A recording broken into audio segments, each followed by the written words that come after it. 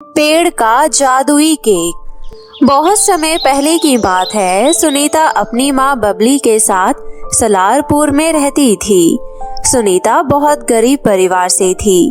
बबली अपने पति के चले जाने के बाद अपनी बेटी को अकेले ही संभाल रही थी। बबली खाना बनाने में बहुत एक्सपर्ट थी और साथ में उसको खाना बनाना बहुत पसंद भी था। इसलिए वो अपने पति के चले जाने के बाद सड़क पर छोले भटूरे बेचकर पैसे कमाया करती थी और उसी से अपना घर चलाया करती थी। सुनीता सरकारी स्कूल में पढ़ने जाया करती थी। सुनीता के स्कूल में बहुत सारी लड़कियां पढ़ने आया करती थी। कोई गरीब फैमिली से थी तो कोई मिडिल क्लास फैमिली से। मिडिल क्लास फैमिली से आई हुई लड़कियां ज्यादातर गरीब घर की लड़कियों का मजाक उड़ाया करती थी और साथ में उन्हें चिढ़ाया भी करती थी। सुनीता पढ़ने में बहुत होशियार थी। साथ ही उसके साथ बैठने वाली लड़की रीति भी उसी की तरह पढ़ने में बहुत होशियार थी। सुनीता और रीति दोनों ही गरीब घर से थी और दोनों ही पढ़ने में बहुत समझदार थी। वहीं पास में खड़ी शिवानी और रिया दोनों ही पढ़ने में बिल्कुल जीरो थी, जिन्हें कुछ भी नहीं आता था। लेकिन एक दिन क्लास में टेस्ट होने के बाद जब दोपहर तक वो टेस्ट वापस मिलते हैं तो सभी बच्चे अपने अपने नंबर देखकर बहुत खुश होते हैं। लेकिन शिवानी और रिया दोनों ही फेल हो जाती है। उस छोटे से टेस्ट में फेल होने के बाद शिवानी और रिया दोनों का गुस्से से बुरा हाल हो जाता है। शिवानी सुनीता से कहती है, जितने बच्चे टेस्ट में आज पास हुए हैं उन सभी को सुनीता अपने छोले भटूरे की दुकान से छोले भटूरे खिलाएगी। क्यों सुनीता? हाँ, तुम सबको आज कैंटीन जाने की क्या जरूरत है जब क्लास में ही छोले भटूरे वाली बैठी है।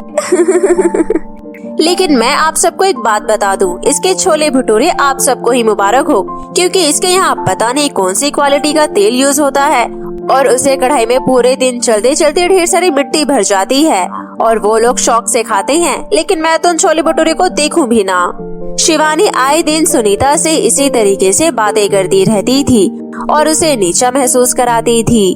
क्लास में सभी सुनीता के ऊपर हंस रहे होते हैं कि तभी जिस टीचर ने टेस्ट पेपर दिए होते हैं वो वहाँ पर आ जाती है और शिवानी से कहती है, तुम सब बच्चे ऐसे ही हंसते रहो और एक दिन सुनीता इस स्कूल से मिली हुई स्कॉलरशिप पर बहुत मौज करेगी। तुम सब कोई ठेला लगाना, तो कोई कपड़ों की दुकान में कपड़े बेचने का काम करना, तो कोई कचौड़ी सब्जी लगाना, कोई कुछ। लेकिन तुम सबको मैं बता दूं, अगर यही हाल रहा तो पूरी क्लास फेल हो सकती है और सिर्फ तुम्हारी क्लास में अगर कोई पास होगा तो वो सुनीता है और रीति है। अपने अपने टेस्ट देखकर और टीचर की बातें सुनकर क्लास के सभी बच्चे सुनीता और रीति से गुस्सा हो जाते हैं और सभी उनसे बदला लेने के बारे में सोचते हैं। तभी शिवानी और रिया दोनों ही क्लास के बच्चों को भड़काकर कहते हैं, अगर तुम सबने मेरा साथ दिया तो हम सुनीता को इस स्कूल से निकलवा देंगे और फिर कोई भी ऐसा बच्चा नहीं होगा जो पढ़ाई में इतने अच्छे नंबर ले। रही बात रीति की तो उसे तो मैं समझा दूंगी। तुम सबको हमारा साथ देना होगा और हमारे साथ मिलकर सुनीता को इस स्कूल से निकलवाने की तैयारी करनी होगी।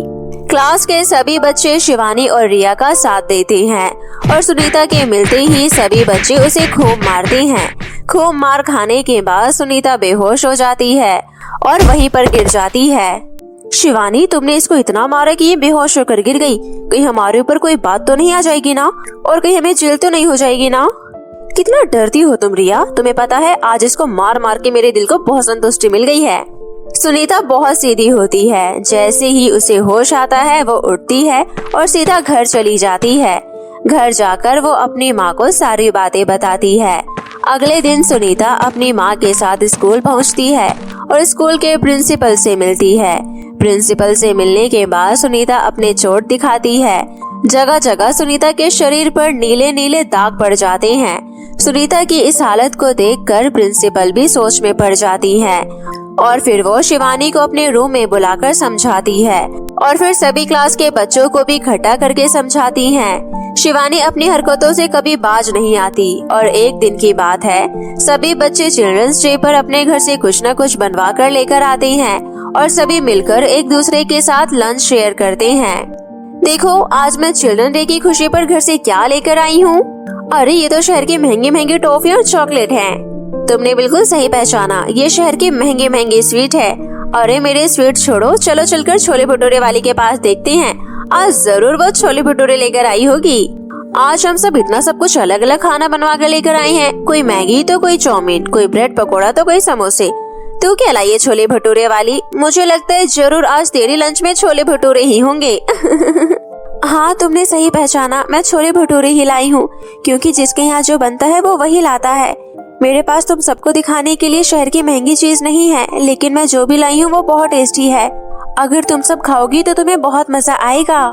अरे नहीं नहीं, तेरा ये सड़ा गला खाना नहीं खाना, वरना हमारी तबीयत खराब हो जाएगी। अरे अपना खाना तो अपने पास ही रख ले, लेकिन देख मैं कितनी महंगी और अच्छी चॉकलेट लाई हूँ। अरे क्या शिवानी, तुम भी ना इसके बहुत मजे लेती हो। कहाँ इसकी हिम्मत है कि इतनी महंगी महंगी चॉकलेट और टॉफियाँ खाए। तुम इसको सिर्फ दिखा ही दो, इसके लिए वही काफी होगा। सभी लड़कियाँ अपने अपने लंच शेयर करके खा रही होती है। प्रिया नाम की लड़की क्लास में सभी के सामने खड़े होकर बोलती है, तुम सबको पता है मेरे घर में मेरे पापा बहुत पैसा कमाते हैं और उनके पास किसी चीज की कोई कमी नहीं है। इसलिए इस बार उन्होंने मेरे सभी दोस्तों को, सभी रिश्तेदारों को और पड़ोसियों को मेरे बर्थडे पार्टी में बुलाया है। तुम सबको भी वहाँ पर आना है। हैप्पी बर्थडे प्रिया, लेकिन मैं तुम्हारे बर्थडे में तभी आऊंगी जब तुम इस गरीब को वहाँ पर आने के लिए इन्विटेशन नहीं दोगी। लड़कियाँ ये सब बातें कर रही होती है और सुनीता ये सब सुन रही होती है, लेकिन शिवानी की इस चाल को सुनीता समझ नहीं पाती और तभी प्रिया सुनीता से कहती है, सुनीता चाहे कोई कुछ भी कहे, मैं तुम्हें अपने बर्थडे पार्टी में जरूर बुलाऊंगी, क्योंकि तुम भी इस क्लास में पढ़ती हो और मैं अपने सभी दोस्तों को बुला रही हूँ, तो मैं तुम्हें नहीं छोड़ सकती और न ही तुम्हारी दोस्त रिति को। थैंक यू प्रिया, तुम इन सब लड़कियों से बहुत अलग हो। तुमने आज मुझे पूछा, मुझे बहुत खुशी हुई। मैं तुम्हारे बर्थडे पार्टी में जरूर आऊंगी और साथ ही रिति भी आएगी। सुनीता बहुत सीधी होती है, वो शिवानी की इस सलाह को समझ नहीं पाती और बर्थडे पार्टी में जाने के लिए तैयार हो जाती है। सुनीता और रिति सभी बच्चों की तरह तैयार होकर प्रिया के घर पहुंच जाती हैं। घर पहुंचकर देखती हैं कि सभी बच्चे बहुत अच्छे से तैयार होकर उस पार्टी में आए होते हैं। जैसे ही सुनीता और रिति पार्टी में पहुंचती हैं, तभी उनके साधारण कपड़े और छोटे गिफ्ट को देखकर शिवानी और रिया और प्रिया तीनों लड़कियां वहां आ जाती है। देखा प्रिया, मैं तुम्हें मना कर रही थी ना कि तुम इसको अपने बर्थडे पार्टी में मत बुलाओ, ये हम सबकी बेइज्जती करेगी। और अब तुम देख लो, तुम्हारे सभी रिश्तेदार इसको देखेंगे तो क्या सोचेंगे।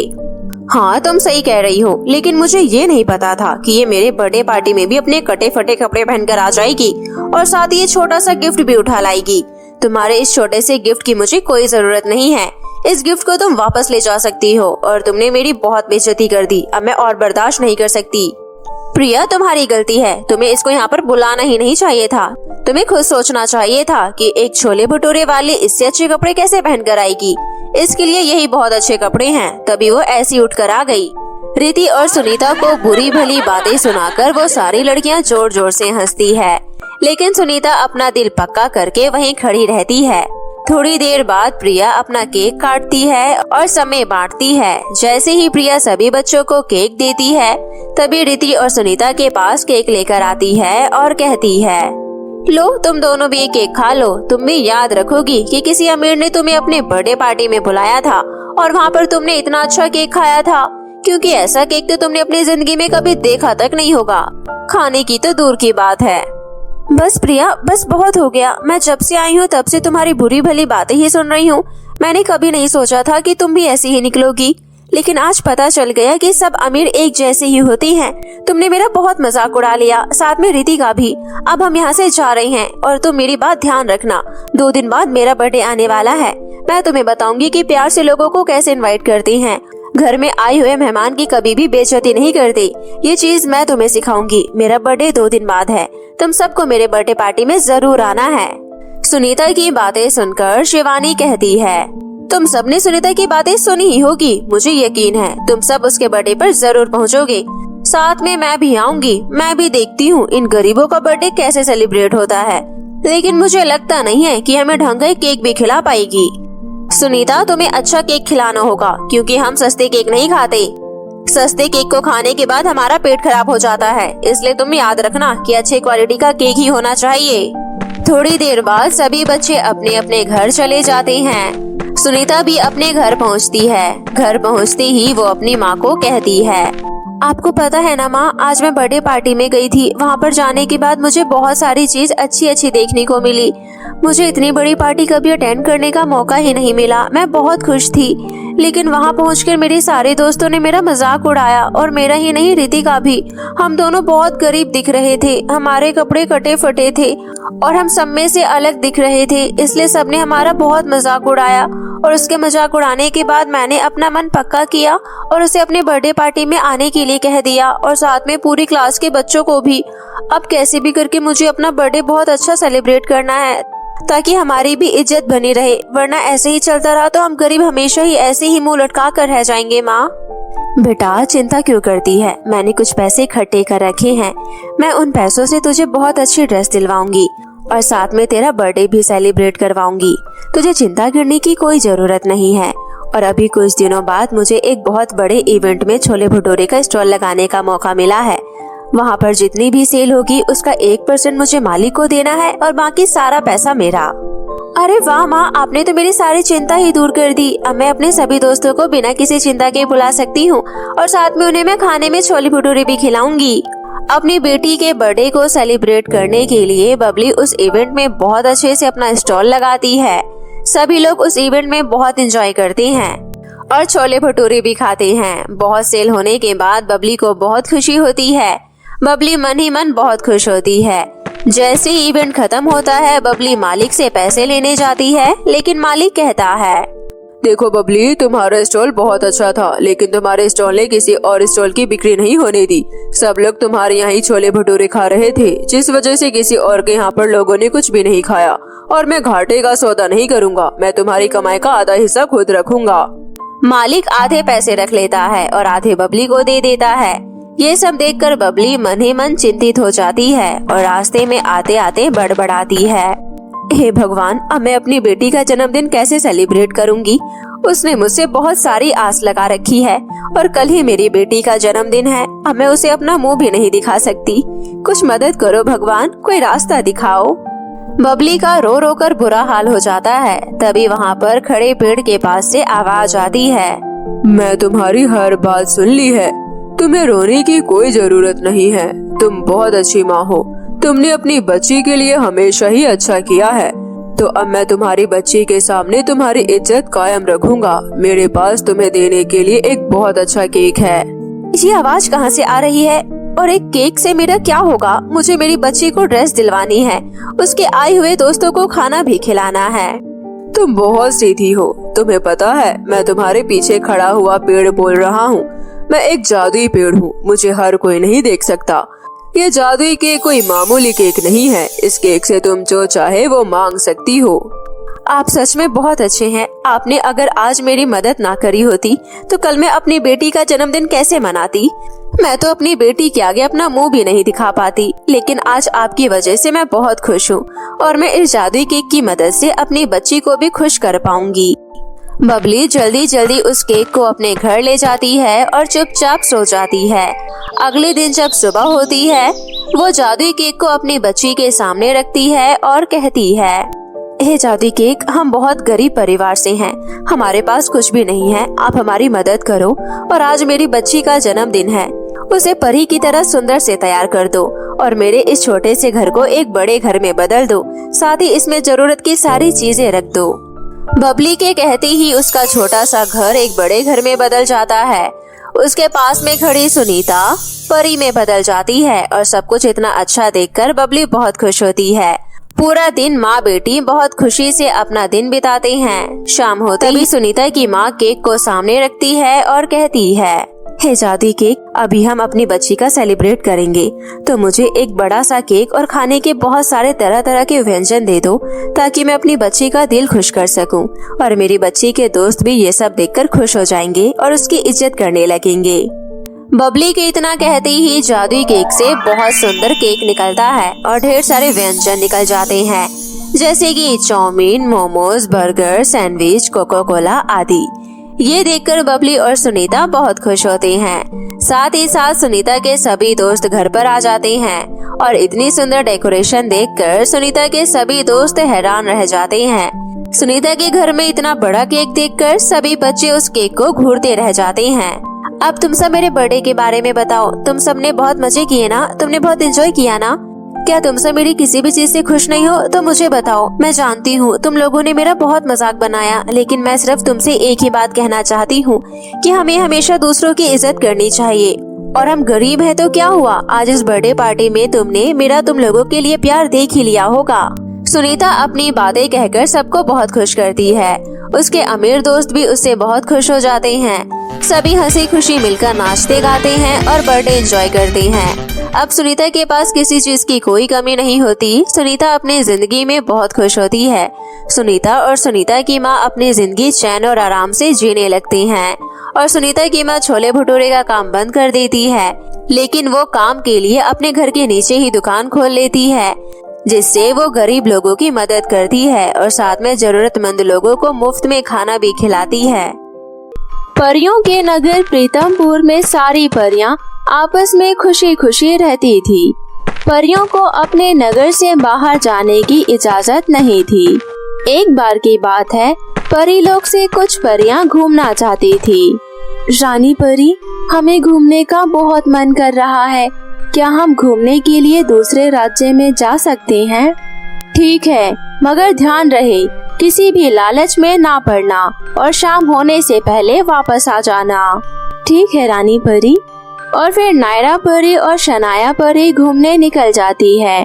वो परी लोग से बाहर पहली बार जा रही होती है, इसलिए दोनों बहुत खुश होते हैं।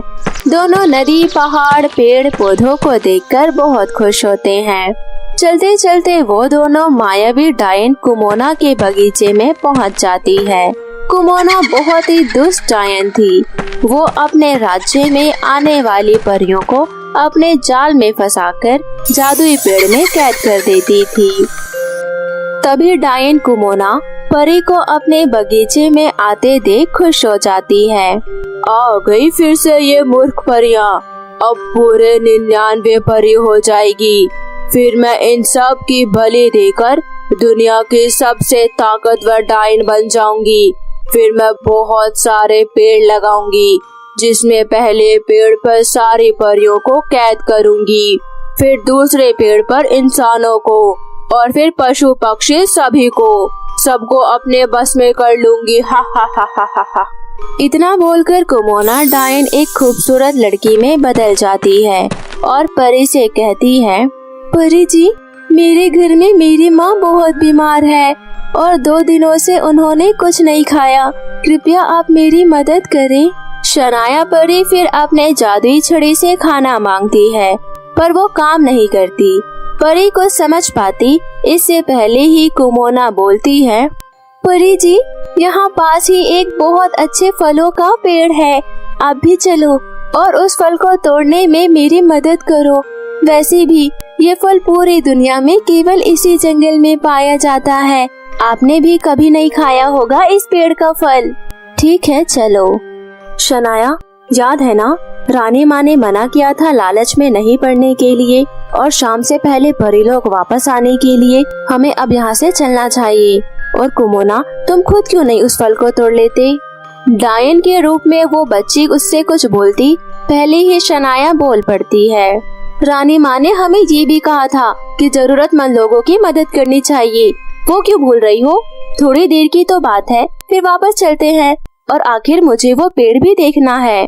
फिर दोनों परियां उस पेड़ के पास पहुंच जाती है। जैसे ही वो उस पेड़ से फल तोड़ने की कोशिश करती है, वैसे ही वो उस पेड़ पर कैद हो जाती है, और बाकी के सारे फल कोई फल नहीं थे, बल्कि वो भी परियां ही थी जिसे डायन ने कैद कर रखा था। अरे ये क्या, मुझे नीचे उतारो जल्दी। फिर कुमोना अपने असली रूप में आ जाती है। मूर्ख परियों, तुम्हें ये पता नहीं, ये मेरा बनाया हुआ मायावी जंगल है, यहाँ से कोई बचकर नहीं जाता। हा हा हा हा हा हा।